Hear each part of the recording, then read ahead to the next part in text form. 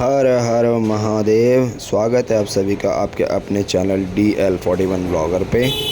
मैं हूं आपका होस्ट एंड दोस्त प्रदीप राठौर और आज हम फिर से निकलने वाले हैं एक और मज़ेदार ब्लॉगिंग करने के लिए।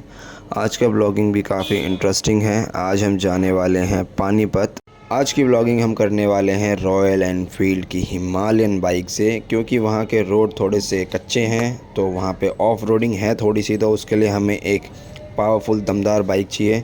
तो आज की ब्लॉगिंग के लिए हमने चुनी है हिमालयन बाइक को। अब से कुछ ही देर में बस हम लोग निकलने वाले हैं। मैं और मेरे कुछ फ्रेंड्स जाने वाले हैं। हम कहाँ आपको इसे थोड़ी देर में बताते हैं। सो गाइस, निकल चुके हैं हम अपनी मंजिल की ओर। लेकिन किसी भी ट्रिप पे जाने से पहले जो मेरा सबसे मेन काम होता है, बाइक की टंकी फुल कराना, जिसके लिए हम आ चुके हैं पेट्रोल पंप पे। यहाँ पे सबसे पहले हम पेट्रोल भरवाएंगे, क्योंकि मेरा मानना है आप कहीं पे भी निकलो, आपकी बाइक में पेट्रोल होना ज़रूरी है, ताकि आगे किसी भी तरह की कोई दिक्कत ना हो, किसी भी तरह की किसी दिक्कत का सामना ना करना पड़े पेट्रोल की कमी के कारण, या पेट्रोल की टंकी ख़त्म होने वाली है। ये टेंशन बहुत ज़्यादा होता है, मेरे को तो ज़्यादा होता है। आपको होता है या नहीं, आप बताना कमेंट करके। तो फ़िलहाल हम ले रहे हैं पेट्रोल, देखते हैं कितने का पेट्रोल आता है। और सर ने लगा दिया है। ओहो, मीटर तो काफ़ी तेज़ दौड़ रहा है भाई। चलो, हमारी पेट्रोल फिलिंग हो गई। निकलने से पहले सस्पेंस को ख़त्म करते हैं और बताते हैं कि आज हम कहाँ जा रहे हैं। आज हम जा रहे हैं श्याम जी के प्राचीन मंदिर चुलकाना धाम, जो कि है पानीपत में, जहाँ से श्याम जी की कहानी की शुरुआत हुई थी।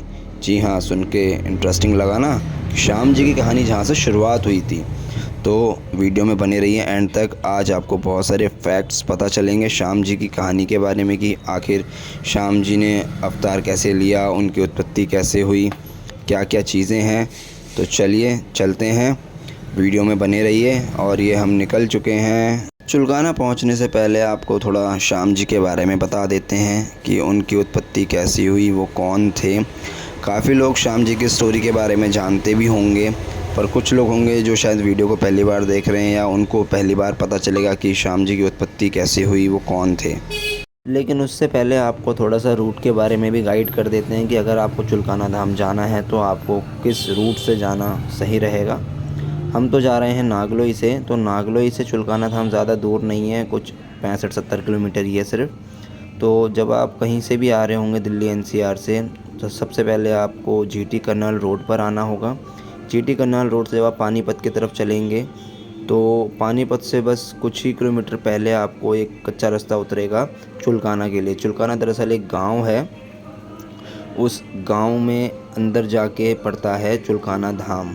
हम बस 10 किलोमीटर दूर हैं चुलकाना धाम से। और ये देखिए रास्ते में शाम प्रेमियों की झांकी, जिन लोगों ने भी मन्नत मांगी है या जो भी उनको निशान चढ़ाना चाहते हैं, वो निशान लेके जा रहे हैं पैदल नंगे पैर।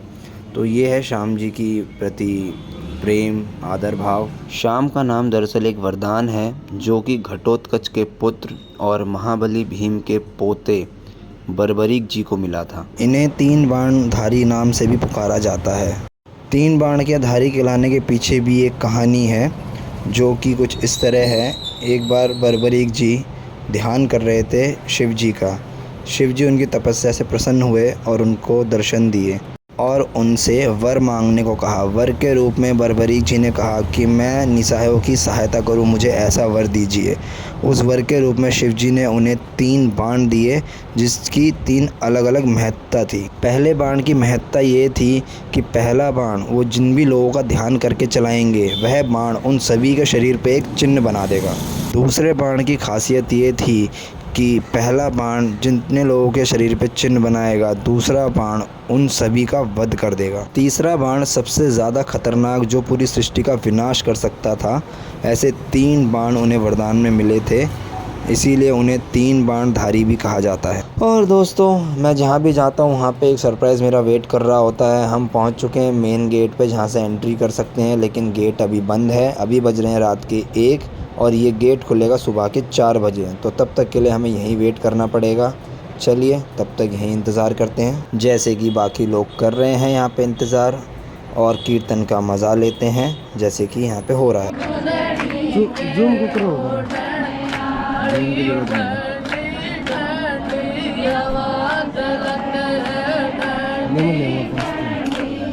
तो तो जब तक ये लोग यहाँ पे कीर्तन कर रहे हैं तब तक मैं भी अपनी बची हुई कहानी आप लोगों को सुना देता हूँ कि बर्बरीक जी का नाम श्याम जी कैसे पड़ा। ये बात है उस समय की जब महाभारत का युद्ध हो रहा था कौरव और पांडवों के बीच। लेकिन इससे पहले आप लोग श्याम जी के दर्शन करिए और मैं भी करता हूँ श्याम जी के दर्शन।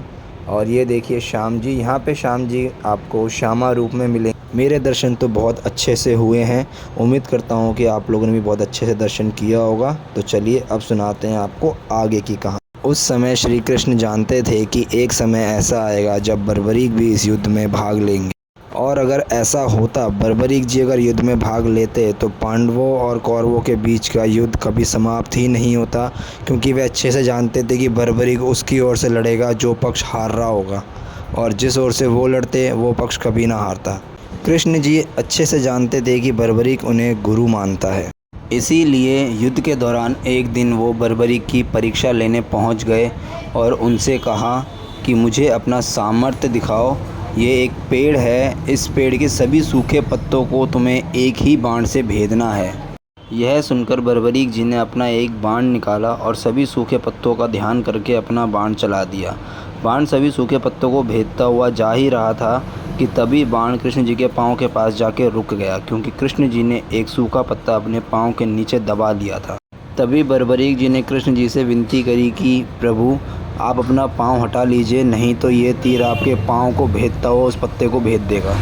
वीडियो में जो पीछे आपको पीपल का पेड़ दिखाई दे रहा है, ये वही पेड़ है जिस पेड़ के पत्ते उस समय बर्बरीक जी ने भेदा था। माना जाता है कि यह पेड़ आज भी ऐसे का ऐसा ही है, हरा भरा, ये कभी नहीं सूखता। जिस समय बाण कृष्ण जी के पैरों के पास जाके रुका, उस समय बर्बरीक नहीं जानते थी कि वह श्री कृष्ण है। उनको अचंभा हुआ कि जो बाण कोई नहीं रोक सकता, वह बाण इनके पैरों के पास जाके कैसे रुक गया, आखिर ये हैं कौन। उन्होंने कृष्ण जी से उनका परिचय पूछा तो कृष्ण जी ने कहा, मैं देवकी नंदन कृष्ण हूँ। यह बात सुनकर बर्बरीक नतमस्तक हो गए, क्योंकि जिन्हें वे आज तक अपना गुरु मानते आए हैं, आज वो उनके सामने खड़े थे। कृष्ण जी बर्बरीक के पराक्रम और अपने प्रति आदर भाव और सम्मान से बहुत खुश हुए और बर्बरीक जी से कहा कि तुम्हारे जैसे शिष्य का गुरु कहलाना बहुत ही गौरव की बात है। यदि तुम मुझे अपना गुरु मानते हो तो गुरु दक्षिणा के रूप में यदि मैं तुमसे कुछ मांगूं तो क्या मुझे दोगे। बर्बरीक जी ने बिना सोचे समझे कृष्ण जी से कहा कि आप जो मांगेंगे मैं आपको दूंगा। कृष्ण जी ने कहा कि सभी गुरु अपने शिष्य से गुरु दक्षिणा मांगते हैं, लेकिन मैं तुम्हारा गुरु होने के नाते तुमसे दान मांगता हूँ। क्या तुम मुझे अपने शीश का दान दोगे।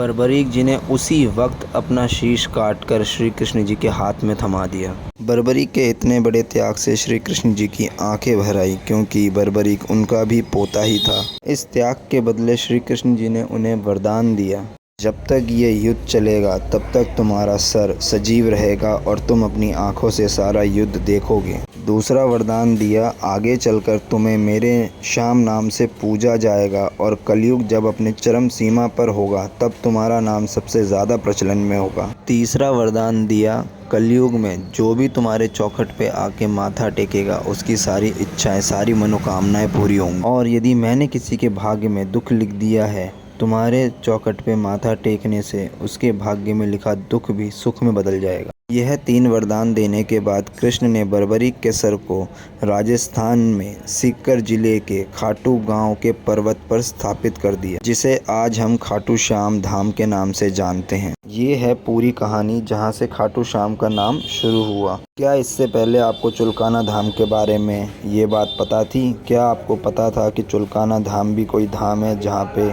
श्याम जी की महत्ता बहुत ज़्यादा है? अगर पता था तो कमेंट में यस लिखें, और अगर नहीं पता था तो कमेंट करके बताएं कि आपको ये स्टोरी कैसी लगी। चुलकाना धाम के बारे में एक और इंटरेस्टिंग फैक्ट बताना तो मैं भूल ही गया। श्याम जी के दर्शन करने के बाद जब आप पीपल के दर्शन करने जाएंगे तो आज भी उस पीपल के पेड़ के हर एक पत्ते पे आपको कोई ना कोई निशान मिलेगा। हर एक पत्ता आपको कहीं ना कहीं से कटा फटा मिलेगा, जैसे कि तीर चलाने की वजह से पत्ता कट फट जाता है। अच्छे से दर्शन करने के बाद हम लोग घर लौट रहे थे कि तभी रास्ते में अचानक हमें पराठों की खुशबू आने लगी और हमें बहुत तेज़ भूख लगी। तो हमने अपनी बाइक घुमा दी मुरथल के बहुत ही फेमस रेस्टोरेंट अमरीक सुखदेव पर। हमने अपनी बाइक लगाई पार्किंग में, पार्किंग स्लिप ली और हम लोग चल दिए रेस्टोरेंट की तरफ। रात को तो वहाँ का एम्बियंस देख के मज़ा ही आ गया।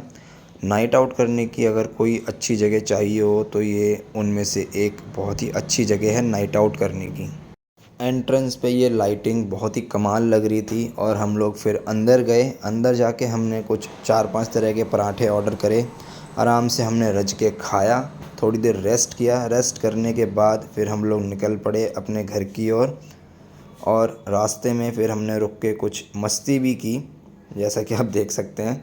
यहाँ से वहाँ हम लोग राइड का मज़ा ले रहे थे, फ़ोटोशूट वगैरह कर रहे थे, वीडियो वगैरह बना रहे थे। और यही सब करते कराते हम लोग वापस अपने घर की ओर चल दिए। सुबह हो चुकी थी और सनराइज़ हो रहा था। जब भी सुबह में सनराइज़ होता देखता हूँ ना, मुझे एक अलग ही पॉजिटिव वाइब आने लग जाती है। सनराइज़ देखना कहते हैं भाग्य का उदय भी होता है। तो मुझे तो सनराइज़ बहुत पसंद है। आप भी बताइए, आपको देख के कैसा लग रहा है ये सनराइज़। कुछ देर मस्ती करने के बाद और फ़ोटोशूट वगैरह करने के बाद निकल पड़े हम अपने घर की ओर, क्योंकि हम लोग रात के जगे हुए थे और काफ़ी थके हुए भी थे। हम घर पहुंच चुके हैं। पहुंच तो मैं खैर लगभग आधा घंटा पहले ही गया था, बट थोड़ा सा रेस्ट किया। रेस्ट करने के बाद बस अब इस ब्लॉग का एंड करते हैं और मिलते हैं आपसे अगले वीडियो में। तब तक के लिए टेक केयर, बाय बाय। और अगर आपको मेरी वीडियो अच्छी लगी हो तो प्लीज़ चैनल को सब्सक्राइब करें, लाइक करें, शेयर करें, कमेंट करें। Thank you so much for watching. मिलते हैं।